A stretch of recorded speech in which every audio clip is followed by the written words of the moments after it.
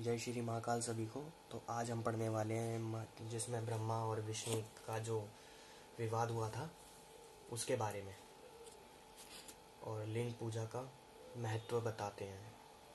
नंदिकेश्वर कहते हैं, तदंतर वे दोनों ब्रह्मा और विष्णु भगवान शिव को प्रणाम करके दोनों हाथ जोड़कर उनके दाएं और बाएं भाग में चुपचाप खड़े हो गए।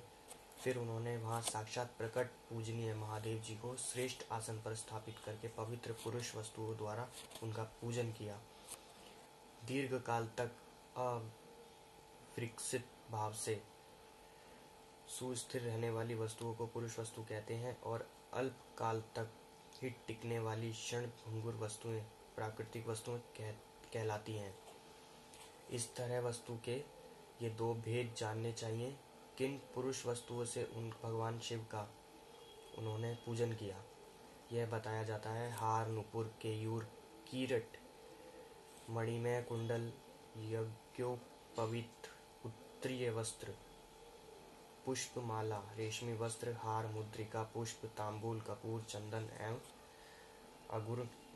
अगुर का अनुलेप, धूप, दीप, श्वेत शस्त्र, व्यंजन, ध्वजा, चंवर तथा अन्य दिव्य उपहारों जिनका वैभव वाणी और मन की पहुंच से परे था, जो केवल पशुपति के ही योग्य थे और जिन्हें पशु कदापि नहीं पा सकते थे, उन दोनों ने अपने स्वामी महेश्वर की पूजन किया।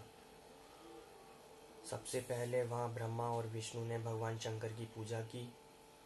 इससे प्रसन्न होकर भक्ति पूर्वक भगवान शिव ने कहा, नम्र भाव से खड़े हुए और उन्होंने दोनों देवताओं से मुस्कुराकर कहा।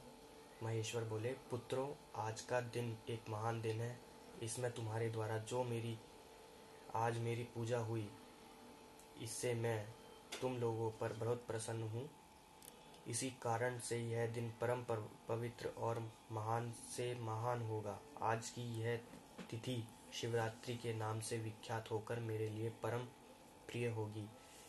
इसके समय में जो मेरे लिंग निष्कल अंग, जो भगवान शंकर का जो निष्कल अंग है वो शिवलिंग है, आकृति से रहित निराकार स्वरूप प्रतीक वेर, सकल साकार रूप के प्रतीक वेर विग्रह की पूजा करेगा, वह पुरुष जगत की सृष्टि और पालन आदि कार्य भी कर सकता है। जो शिवरात्रि को दिन रात निराहार एवं तेजेंद्रिय रहकर अपनी शक्ति के अनुसार निश्चल भाव से मेरी यथोचित पूजा करेगा, उसको मिलने वाला फल का वर्णन सुनो। मैं 1 वर्ष तक निरंतर मेरी पूजा करने पर जो फल मिलता है, वह सारा फल केवल शिवरात्रि को मेरी पूजन करने से ही मनुष्य को तत्काल प्राप्त कर लेता है।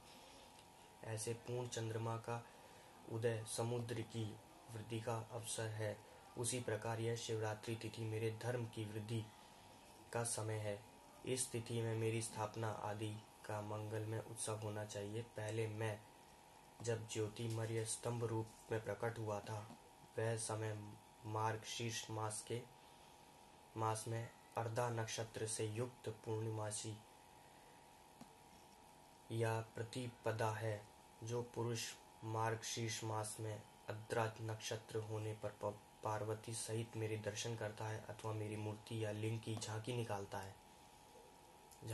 है, वह मेरे लिए कार्तिकेय से भी अधिक प्रिय है। उस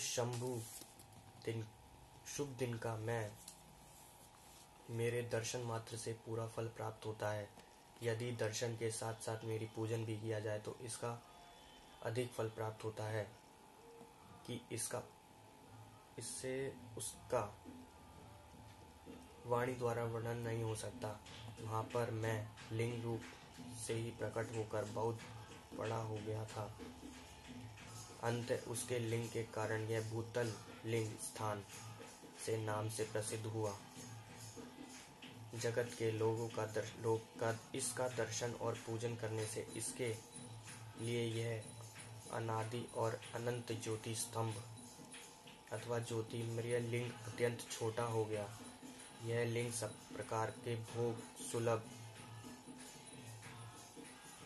कराने वाला तथा भोग और मोक्ष का एकमात्र साधन है। इसका दर्शन, स्पर्श और ध्यान किया जाए तो यह प्राणियों को जन्म और मृत्यु के कष्ट से छुड़वाने वाला है। अग्नि के यह पहाड़ जैसा जो यह शिवलिंग यहाँ प्रकट हुआ है, इसके कारण यह स्थान अरुणाचल नाम से प्रसिद्ध होगा, जो आज के समय में अरुणाचल प्रदेश के नाम से है। वहाँ एक अरुण यानी कि हमारे भगवान शंकर का एक ज्योति स्तंभ शिवलिंग प्रकट हुआ था। यह अनेक प्रकार के बड़े बड़े तीर्थ प्रकट होंगे। इस स्थान में निवास करने या मरने से जीवों का मोक्ष तक हो जाएगा। मेरे दो ये रूप सकल और निष्कल, दूसरे किसी ऐसे रूप नहीं है। मैं पहले मैं स्तंभ रूप में प्रकट हुआ, फिर मैंने अपने साक्षात रूप से ब्रह्मा भाव मेरा निष्कल रूप है और महेश्वर भाव मेरा सकल रूप है। ये दोनों ही मेरे ही सिद्ध रूप हैं। मैं ही परम ब्रह्मा परमात्मा हूँ। कलायुक्त और अकल मेरे ही स्वरूप हैं। ब्रह्मा रूप होने के कारण मैं ईश्वर भी हूँ।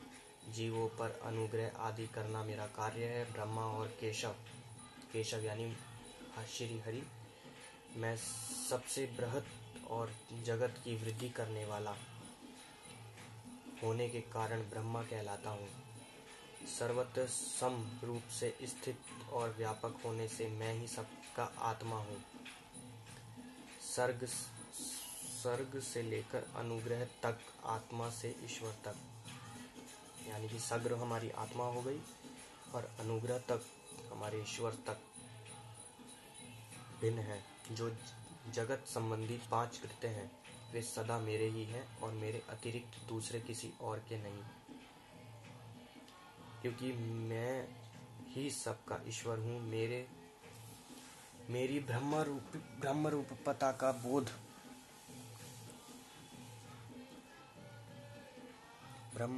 का बोध कराने के लिए निष्कल लिंग प्रकट हुआ था। फिर अज्ञात ईश्वर का साक्षात्कार करने के निमित्त साक्षात जगदीश्वर ही सकल है, सकल रूप में तत्काल प्रकट हो गया। अंत मुझ में जो ईश्वत है उसे ही मेरा सकल रूप जानना चाहिए, तथा जो यह मेरा निष्कल स्तंभ है वह मेरे ब्रह्म रूप स्वरूप का ही बोध कराने वाला है। यह मेरा ही लिंग है। तुम दोनों प्रतिदिन यहाँ रहकर इसका पूजन करो। यह मेरा ही स्वरूप है और मेरे सामीप्य की प्राप्ति कराने वाला है। लिंग और लिंगी में नित्य अभेद होने के कारण मेरे इस लिंग का महान पुरुषों को भी पूजन करना चाहिए।